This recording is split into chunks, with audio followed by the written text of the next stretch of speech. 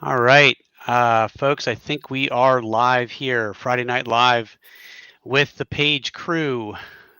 Good evening, everyone, if you are joining us tonight. My name's Phil, and we'll be heading up with some really interesting page news for you and some additional stuff for your enjoyment, hopefully, this evening. Tonight, I'm joined by Ed Stark, our special guest coordinator. Hi, Ed. How are you doing tonight? Hello. Hello. Good. Good.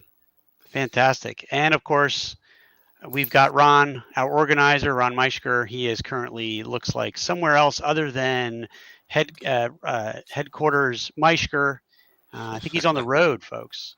I am on the road. I'm in Atlantic City at a work function, safely ensconced in my hotel room. So we're good to go. All right, we've got some people checking in with us here on chat already. So we've got the Blind Bard. Hello, Blind Bard. Thanks for joining us this evening. Uh, um, I think that might be a new check-in. Troy, hey, Troy, how are you this evening? Nice to see you. So we are going to spend a couple of minutes here, and we're going to go over. Hey, Wes, there's Wes. How are you? Good evening. Good evening. And we're going to let you in on some things that we've been working on. It's been a little while. I think the last time we were together was when myself and Ed were out at GaryCon a couple of weeks ago. Last week we had to take a bit of a hiatus because it was EcclesiaCon last week, and so Ron had unfortunately forgot some of his equipment on his trip down to Palmyra to join Wes for the con. So that's okay. We're here this week, and we'll be happy to keep you up to date with what we've been working on. It looks like Ed is getting a little love from his kitty cat there. Yep. This is normally lap time for Jamila, but she's decided she wants to advertise her OnlyFans. Uh, Jamila Catbutt Anonymous. There you go. Yes, yes. Um, all right. Well, I thought it was good to start off this evening by reminding everybody where you can actually follow all of page news on our various social media accounts.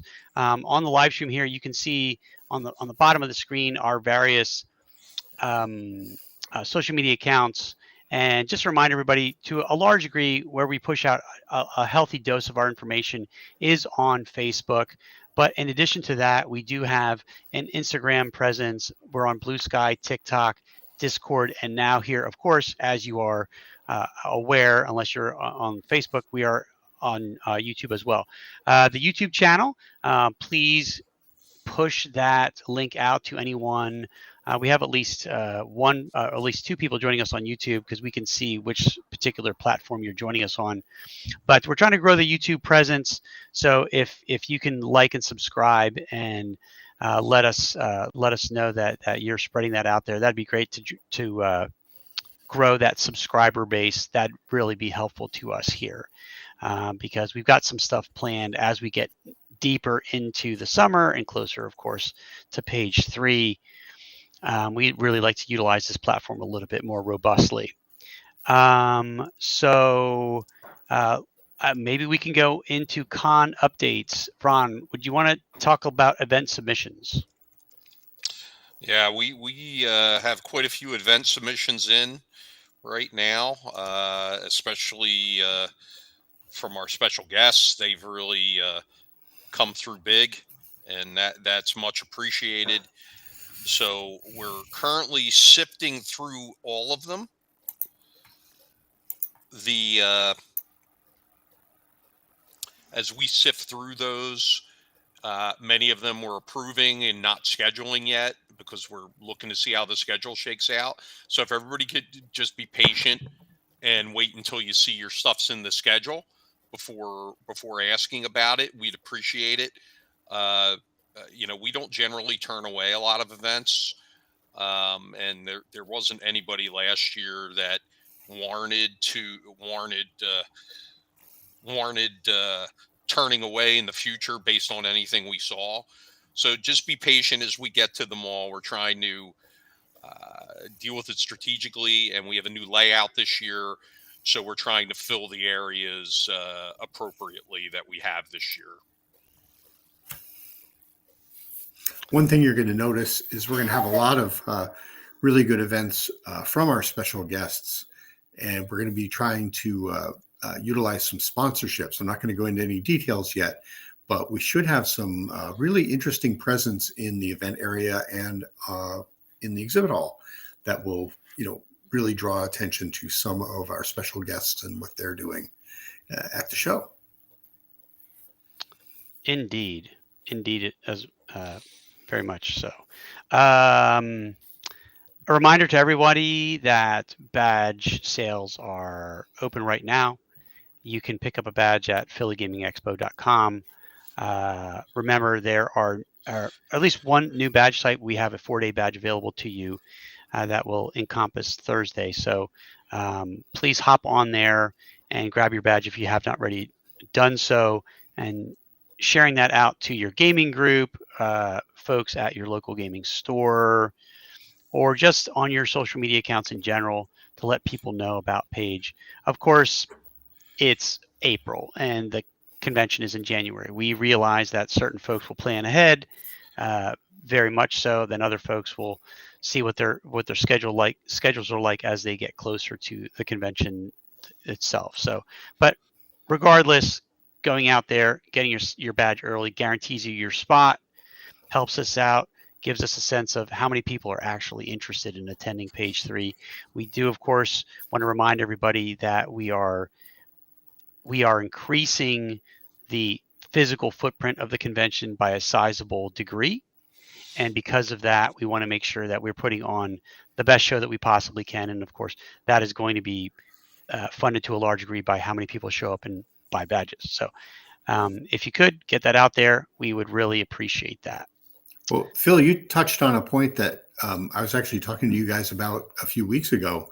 I'm not sure everybody realizes that we're going to have, a slate of events on Thursday, not just the Thursday evening, special gold badge thing or whatever. It's going to be, everybody can come in and play. There's going to be exhibit hall hours on Thursday. That's right. We're going to be a full 4-day show. Yeah. Good point. Very good point. And that's a great point about the vendor hall hours on Thursday. So if you are a vendor hall person and you want to get there early and you want to get into that vendor hall and you want to do your shopping early and make sure that you can guarantee your purchases based on perhaps maybe limited availability of a particular item or a particular vendor that may theoretically sell out based on demand of something that they have, that might appeal to you. So I know when I go to conventions, I like to hit the vendor hall up pretty early because there's usually things that I'm interested in. And invariably, I've lost out more than once on something that I thought I was interested in. And then I kind of dithered and wasted my time and circled back around by Saturday afternoon. And oops, I lost out. They're sold out. So factor that into your con plans, to Ed's point. Ron, you were just talking about this to me the other day about how full is our vendor space now. It's just about full.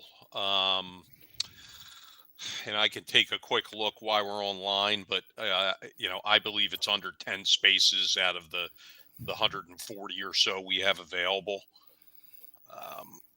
Just taking a quick glance because we sold a couple of spaces today. Let's see. Available booths.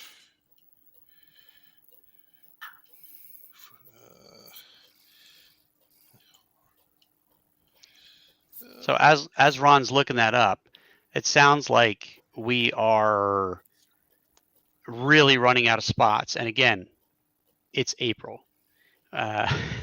If you are someone or you know someone that feels like they are a good fit for us, remember, quite honestly, not everybody might be a good fit as a vendor for us, but it's still worth perhaps an application nonetheless, so we can take a closer look at it and see if it works out. But Yeah, it's getting really close to full capacity. I can tell you. Go ahead. Sorry, Ron. You want to give us the number? Yeah, I just lost track. Um, Okay. I think it's 10. I think it's 10 is Okay. what we have left. It may be 12. I'm just going to look real quick again at Hall D. We do have a number of booths available for nonprofit and community groups, community gaming groups, and things like that that are not included in this total. But just real quick, 1, 2, 3, 4, 5. Yeah, it's a total of 12 between halls D and E, which are the two main vendor areas. Yeah. And our waiting list, because as Phil was saying, not we don't, we curate our vendors room pretty heavily. Not everybody gets in. There's a lot of what I'll call competing folks out there, and there's only so many folks who are all doing the same thing that we're going to take in. But we've already moved. Oh, geez. There's already 15 vendors that have moved to the waiting list, and I can tell you we're being very picky at this point. So if you're a vendor selling 3D printed gaming tchotchkes, you're likely to get put right on the waiting list right now, as we believe that area is thoroughly covered by our existing vendors. But we did accept a local Philadelphia miniature producer, not 3D printed, but other miniatures today. We have a couple of local small businesses that have jumped in, and very happy with the way the vendors area is looking, and I'm sure the attendees will be happy with it as well. Yeah. Uh, And we have a few more manufacturers this year too. As Zane in chat noted, WizKids is going to be there. They're going to be heavily involved in some of the events we're going to be running, and they're going to be at the exhibit hall. We're looking forward to that. One thing that I'm excited about too is when we talk about that we have some space left, remember the exhibit hall is much larger than it was last year. For those of you who were at the show this past, well, I say last year, I mean this year, this January, the entire area that was the show last year is basically the exhibit hall and the art show and everything, and all of our gaming is off in the big room that we didn't use, much larger space. Right, and we also have 7 smaller office spaces next door where our seminars, private games, our charity auction will be held this year. So they won't be in the large open area. So some of the complaints about the announcements and things like that should be solved by this, because they're in their own separate areas. They're self-contained. They have a door, so the sound won't be reverberating throughout the entire hall. So that should be good. Yeah, sure enough. We've outgrown the space, quite honestly. It's what it comes down to. Those of us, again, that have witnessed the first two pages, the layout, the feel, the flow is going to be something new for all of us to try to adjust to, which, quite honestly, is very exciting. Because as the con progresses and grows up, if you will, the plan is to continue to take advantage of the opportunities that are presenting themselves to us, and so that we can leverage the new additional square footage and continue to grow the show in a way that feels natural and organic and brings added value to any badge holder that comes in to join us. And of course, the vendors as well, so that they can be as successful as they possibly can be. So that's exciting stuff. We have a question in chat Okay. from our esteemed artist Chet Minton, who does so much for Page that many people don't even realize when it comes to artwork or posters, helping us with banner headers, layout artwork and things like that. But he just sent a note and asked if the auction will be streamed live again this year. The answer is yes. Not only will it be streamed live via Discord, but it will also be streamed live on the CM Facebook page on Facebook. So you won't be able to bid through that page. You'll have to go to our Discord, but notable collectors will be able to see what they have going on, what we have going on, and be able to bid through the Discord page as last year.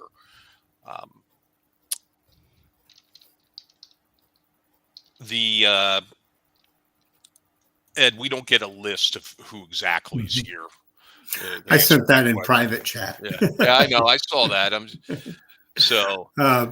We do have a couple of other things that we have cooking this year, and we actually have a couple of those people online with us now.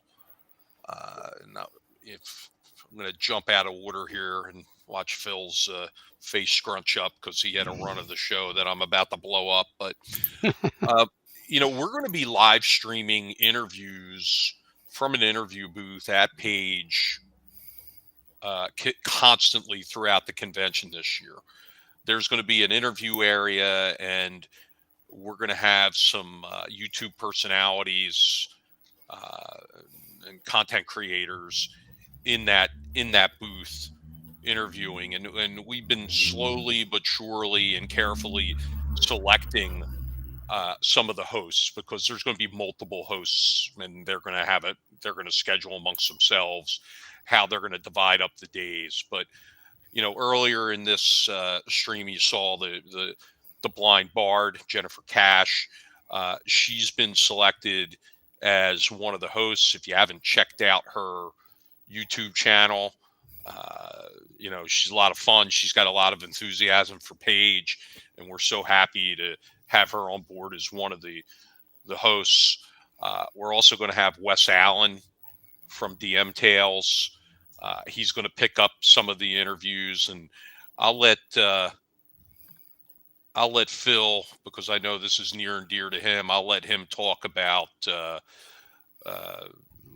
one of the other selected hosts to date, and tell you a little bit about him. Sure. So we're hoping to have 3 or 4, and we just heard about 2 of them, and one that we have confirmed. And we're going to get into the portion of the show here where we're going to talk some about our special guests that we've announced since the last time that the show's been on. And that person that will be additionally in the interview booth is none other than Jeff McAleer from the Gaming Gang. Will be conducting interviews for us.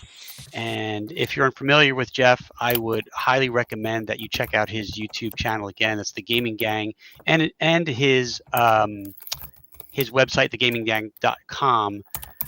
Jeff is a very, very, very, very hardworking guy in the RPG space, and I'm very happy to give him an opportunity to join us.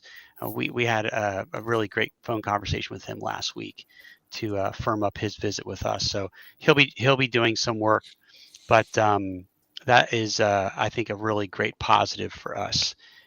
He'll be joined by his cameraman, and he'll be doing not only interviews in the booth, but also doing sort of man on the street in the vendors halls and what have you, to try to really give people a sense of what's going on the con floor. When we were talking to Jeff on the phone last week, I he does a lot of that type of stuff at Gen Con or what have you, Gamehole Con. And for me, when I watch a con interview at a convention that I'm not currently at, hearing all the buzz in the background, all of the noise of the attendees as they pass by or what have you, I think is a really exciting addition to getting someone really in the mood for the con, or even if you've been there and you're going back and you're watching videos and interviews or what have you. So Jeff will be there with us. Additionally, some of the other guests, if you have missed them, announced on our Facebook group, we're going to have Heather O'Neill joining us from Ninth Level Games, a local game designer and owner of an independent RPG company out of Philadelphia. So she will be joining us, and we're very, very pleased in order to have her join us. That's a very fantastic addition to the lineup. Also, we have also announced Tony Winslow Brill. If you don't know Tony, we were when Ed and I were out at GaryCon, I got a chance to talk to Tony, and she is a fantastic addition. She has done a lot of stuff with Adventures League, also working with Ghostfire Gaming on their Aurora campaign setting, and she also worked on Wizards of the Coast Candlekeep Mysteries, which was an anthology release a couple of years back. So we're also very excited to have Tony join us as well. We're also joined again for page 3 from none other than Rich Baker himself, who has worked on a lot of 3rd edition materials, especially the campaign guide for Forgotten Realms and Gamma World. But sometimes this little interesting tidbit is missed about Rich's body of work, and that is he is the designer of the extremely well-known and famous 5e introductory adventure, Lost Mine of Phandelver. And I don't know if Rich gets enough credit for that, because that is an extremely beloved adventure from folks that do run 5e. Not only is it a great introductory adventure to the 5th edition of Dungeons and Dragons, but it's just a really good adventure. I've run it many times myself. So Rich will be joining us again for page 3. And then finally, if you haven't seen it, Luke Stratton, the designer of Pirate Borg, will be joining us as well. And he was also out at GaryCon with Ed and I got more than one opportunity to talk to him and say hi. He is a really great guy. And if you haven't played Pirate Borg, I would highly recommend you give it a shot. I'm sitting here. I've got my Mork Borg shirt on right here. I know it's backwards, but if you ever played Mork Borg or Cyborg or Ragnaborg, that is all in that wheelhouse. It's a great set of games. And additionally, we are not done announcing special guests. We are going to continue rolling out those names over the course of the next weeks and months. So you want to be paying attention to our social media outlets to get those names and to see if your favorite designers, your favorite creators are going to be joining us. We are still firming up a couple of relationships, hopefully to have that list finalized sooner rather than later. But we have already a really extensive confirmed list that we haven't shared with you folks yet. Some of them, of course, will be people that we've already seen at the other pages, but nonetheless, it's exciting to have them join us again. So that is really, really great. Yeah. Just quickly to touch on what Phil's saying. We haven't announced 40%. We haven't announced 60% of our guests. It's at least half. I've got the spreadsheet right here, it's more than half. It's more. We've announced I think 26 to date, and and we've got over 50 confirmed, and then there are a few people who we're still talking to. So. Yeah, I think when it's all said and done, we're going to be in the 60 range, and we're gonna I'm going to throw out a couple hints for upcoming guest announcements for next week that you're going to see, and we'll talk about them more. But as Phil mentioned, Luke Stratton, the designer of Pirate Borg, and there's a lot of hacks to the Mork Borg system. We're going to be also joined by a Borg system hacker. I'm going to say, and we're going to announce that next week. And I'm excited to say that one of our guests that was with us at page 1, who was unable to be with us at page 2, will again be with us at page 3. And I'm absolutely positively not talking about Greg Gillespie. So if anybody thinks that that's who it is, that is definitely who it is not. But if you, but if you put on your thinking caps and say, what great guest did we have at page 1 who wasn't at page 2? You might be able to guess. And I'll just eliminate another one.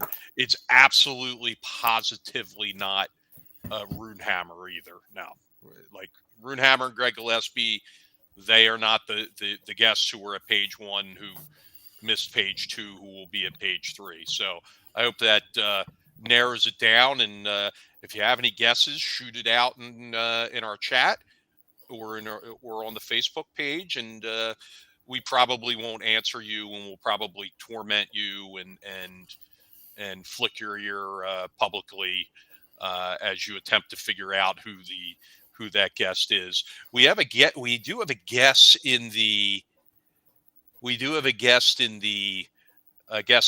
our chat.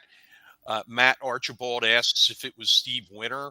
Steve Winter was not at page 1, so I can confirm it's not Steve Winter. Somebody's asking if it is Kitty Monk.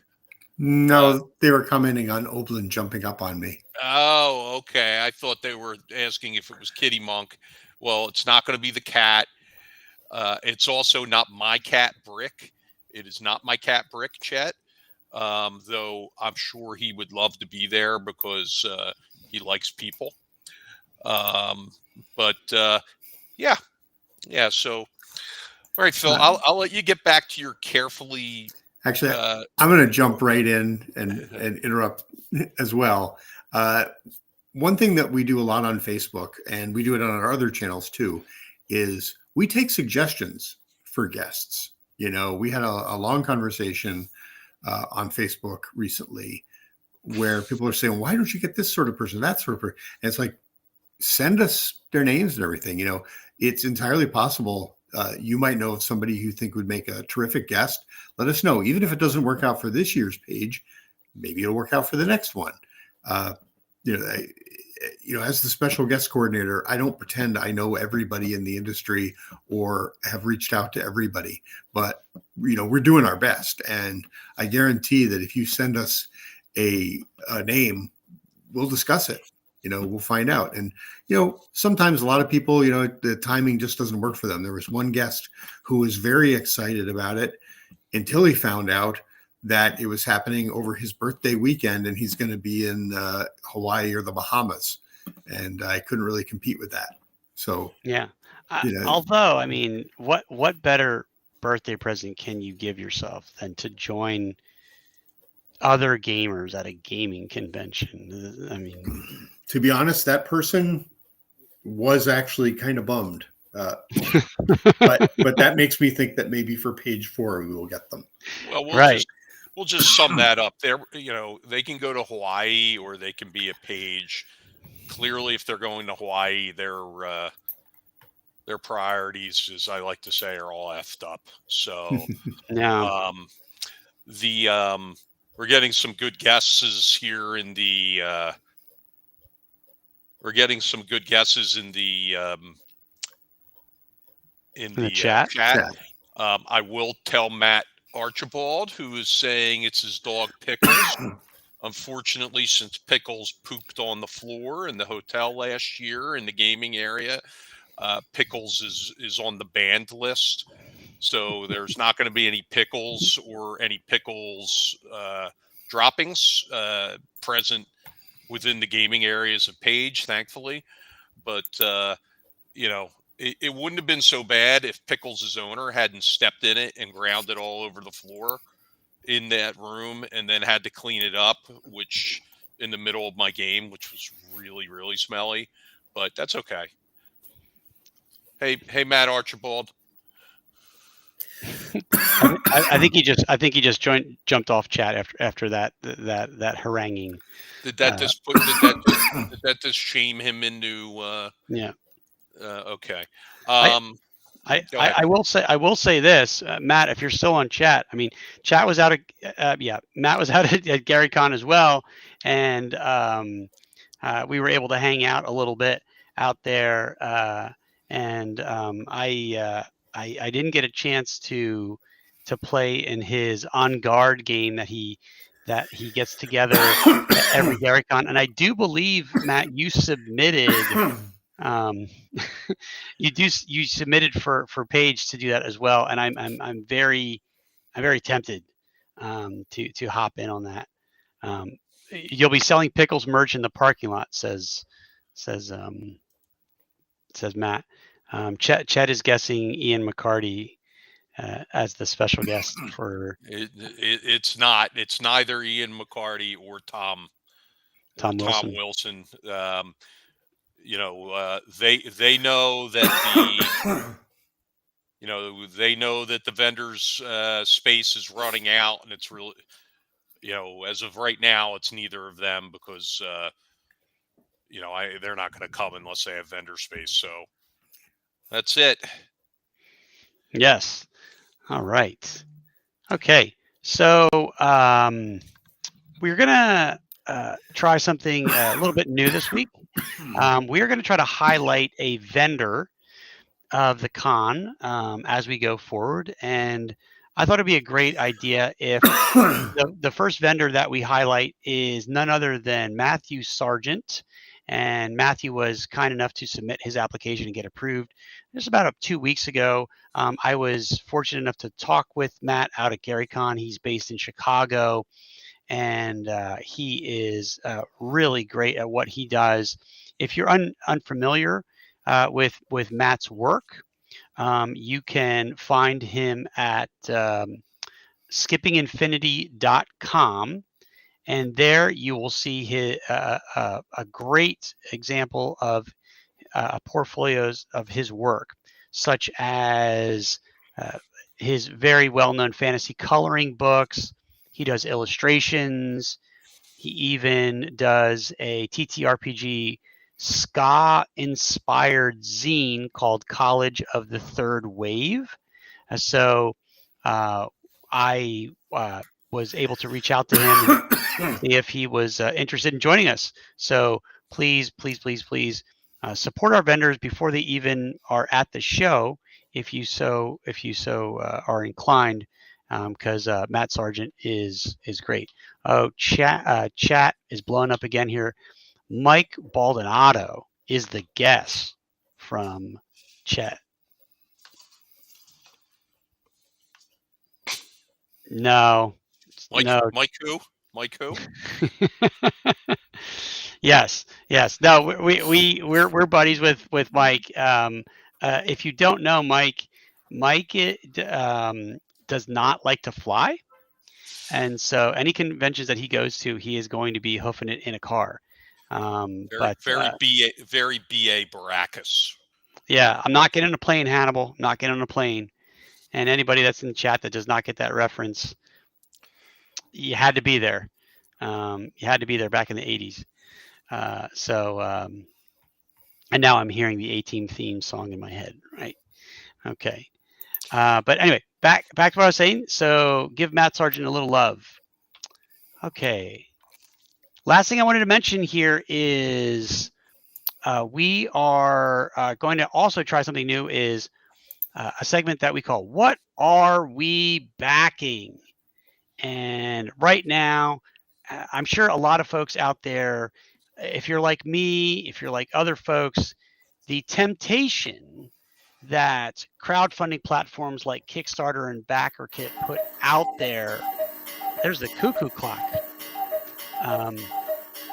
Is there a cuckoo clock in your hotel room there, Ron? No, that was mine. I'm sorry. I thought I was muted. That's fine. It just hit at a perfect time. That's weird. I've been trying to be muted because I've been coughing after The I cuckoo swallowed clock on. started cuckooing just as the discussion continued about Mike Battleato. So Yes, right. Cuckoo. But yeah, like I was saying, I am a serial crowdfunder backer. I am tempted almost daily about projects that I see that are super, super cool. And one that we wanted to highlight here is right now, one of our vendors, Justin Soros. And by the way, Ron, I did find out that that's how his last name is pronounced. He was just interviewed on the Vintage RPG podcast with Stu Horvath and what's his other name out? Hambone, right? John Uh, McGuire. John McGuire, My right? wife is going to be so upset to hear that Justin pronounces his last name Soros and not Sirwa. Sirwa, yeah, he's anglicized it because he was interviewed on there, and they asked him, and he pronounced it. So we know now the mystery has been solved. But nonetheless, if right now Justin of Severed Books has a Kickstarter on Facebook, Facebook on Kickstarter called The Sickest Witch, and it looks absolutely amazing. I can't tell you enough how cool it looks. If you are into anything having to do with folk horror, if you are into RPGs that are a little bit on the darker side, this is for you. Justin has really put in his work here. It is currently funded, so it's going to happen. So if you hop in right now, you still have 21 days left. Let me pull up the page right now. It was funded on the first day, and there's still a couple of stretch goals that he's trying to accomplish. But it looks absolutely amazing. I can't wait to get my hands on this. I kickstarted it the first day. Not only do I like Justin as a guy because he's just a really good dude, but this particular project looks particularly interesting to me. And it's a rules light system. And all I can say is this: the magic system is one in where you have to power up your spells by using body parts and severed limbs of your victim. So if that grisly grisly nature of something like that sounds interesting to you, I would highly recommend hopping on to Kickstarter and checking out Sickest Witch by Severed Books, which is again one of our vendors, Justin. I'm sure he would really like. Anthony says, I need another Kickstarter like a hole in the head, but I'm backing Sickest Witch because Justin is a cool guy and a talented creator. Hey, Anthony, don't deny yourself the Kickstarter love. Just give in like I do. I just throw my hands up and say, take my money. It's what I got to do to keep myself sane because the FOMO is real. I can't have a super delicious Kickstarter slide by without me hopping in on it. So, but yeah. All right. Go ahead. Yeah, I also backed that on the first day. I'm very excited about that. I'm equally excited as I'm waiting for my Smurfs RPG bundle to be delivered as part of the Smurfs Kickstarter that I backed. I'm very excited about that, and of course, backed Heidi Gygax's Dragon Derby game, Tom Wam's Moose Quest. Moose Quest. Yes, Moose I Quest. backed that as well, and backed it enough that we're going to have a couple copies in the game library. Ed, are you backing anything? Oh yeah, bunch of stuff. One thing I like to call attention to is my friend Stan, who's going to be an artist guest at the show. This isn't actually a Kickstarter, but from Kobold Press, a company run by Wolf Bauer, who used to be Dragon Magazine editor. They're having a new game called Necromancer, the card game featuring art by Stan. That is, it's really going to be a fun and funny game. The basic tagline is, "You are a sorcerer commanding dark legions. Fools try to thwart you at every turn. Those do-gooders, rivals, and busybodies interfere with your wicked plans, but someday they'll see. Oh, yes. They'll see." But it's a very cute little game. If you check out Kobold Press or Stan's page, I love the fact that when one of our special guests or somebody who contributes to the show does something like a Kickstarter or a project, we like to feature it on our various social media stuff. So, if you run across something, please let us know. The a couple of shout outs here before we sign off tonight.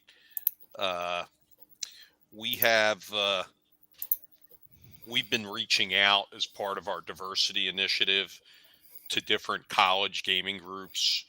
And I just want to give a shout out to Kate Seguris and Chris Robinson for helping in that outreach effort. Kate compiled a list of the regional college and university game clubs, and Chris has been reaching out via email and Discord, and I really want to thank them for that. And I think we would be remiss if we didn't talk a little bit about EcclesiaCon last weekend as well. We went to EcclesiaCon, Ed and I. Phil's a slacker. Phil didn't go. He cried that couldn't go because Gary Kahn, and he wanted to spend time with his family. I mean, you want to talk about messed up priorities. Terrible. Just brutal, just absolutely brutal. But what a fun little convention that is. I had a great time. I ran 3 sold out events. Ran a second edition game, which people had a lot of fun in. I put some pelts on the wall in that game. Only 2 survived, so that was a lot of fun. And I ran Badge Quest officially for the first time at the convention, and I believe that the players in that game had a lot of fun. I'm looking forward to Elise Paxson picking that up and running that. That's a lot of fun. If you don't know about Badge Quest, you are essentially Girl Scouts, or what are called Blossom Scouts. You are attempting to go out and sell cookies to make money. But you're also solving mysteries and doing good deeds along the way while earning merit badges. And the Blossom Scouts from Troop 757, who called themselves the Jets, they were able to successfully solve the mystery of the Mill Manor, and that was a ton of fun. And then I got to run a bunch of 7 and 8 year olds and one of their mothers that I press ganged into playing Clayorama, and it came right down to the wire with the final 2 players. And I believe that Dean from the son of one of the Nintendads won that, and that was a fun. The auction was good. I mean, the only problem with the auction is that there was a clear embezzlement that happened at the auction on the part of Wes Allen, Reverend Wes Allen. He was given an extremely valuable item by me to auction for charity, And when we looked for that extremely valuable item, which were 12 freshly laid chicken eggs from my farm, they were nowhere to be found. And eventually, Anthony Simeone did a little searching, and they were found on Wes's desk up in his office. So, you know, pretty shameful, but you know, he claims he was framed, but I don't think so. But a lot of fun at EcclesiaCon, and if you missed it this year, I believe it's going to run in May next year, and we hope to see you all there. And you know what? We had a great pizza party on Saturday night. Yeah. I got to run an adventure I created just about a month ago called "We're Working for Orcus." If you guys are familiar with the old Dragon magazine comic strip Phineas Fingers, I wrote up an adventure based on that, where you and the other people got to play Phineas and his friends as you work for Orcus to retrieve his staff.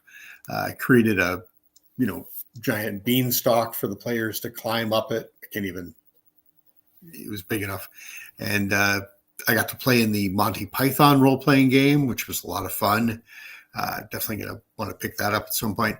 And even though Ron volunteered for the auction, I got volunteered to help out, even though I had a 2-hour drive home afterwards. But no, that was a lot of fun, actually. I enjoyed doing that. We got Ed a little wine for a little cheese with his wine, for staying to help with the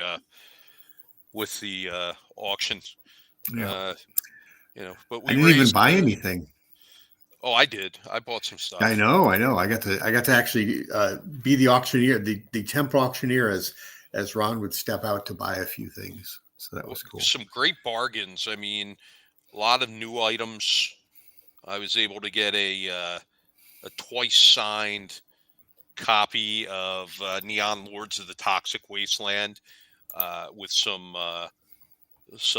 original art drawn in it by Techno Destructo of Guar, and it was also signed by designer Brian Shutter, which was very exciting. Because Brian Shutter, he's very reclusive, and I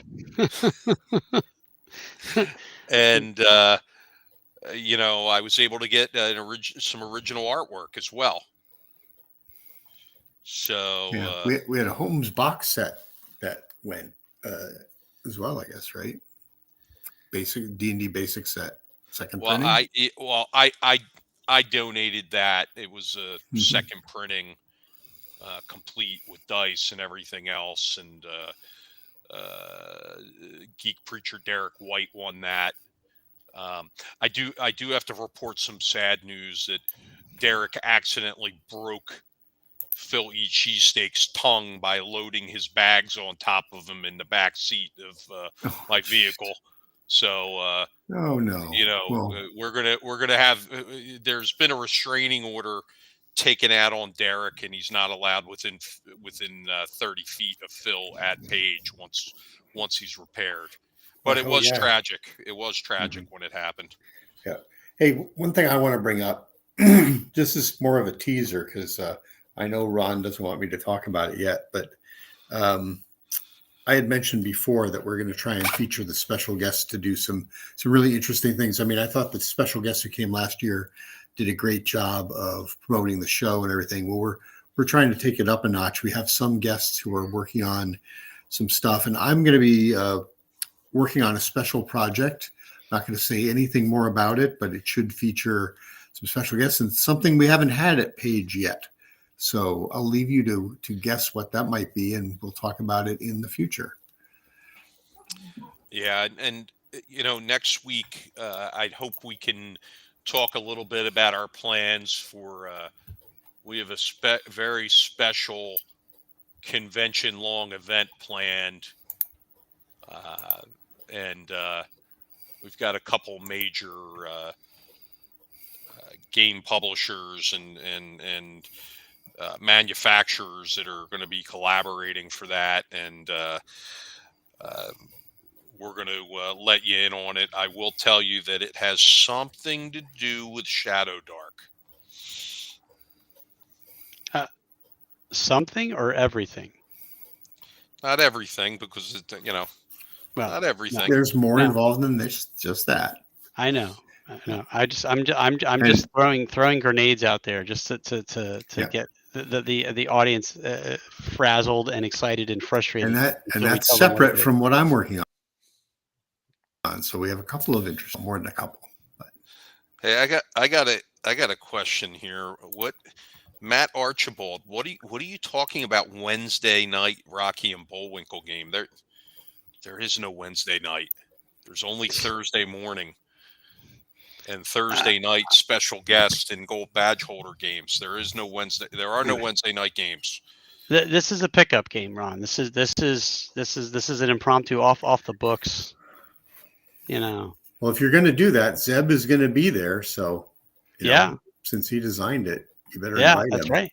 It's funny. It's funny that Matt, you put that in the chat, because if anyone in the chat listens to the podcast RPGbot.net, they did an interview just last week with Stan Brown and Bill Slavisek about the Rocky and Bullwinkle role-playing game. Like, that was the whole episode, I believe, or was it? Well, I think that was the no, that they were talking about the Pokemon role-playing game. Pokemon. That's which is right. Possibly Pokemon. the best-selling role-playing game in history. That's it. You got it right. I got it messed up, but that's right. Zeb did design Rocky and Bullwinkle back in 88, I think, something along those lines. Ron, you were still in high school in 88, right? I was in high school in 88.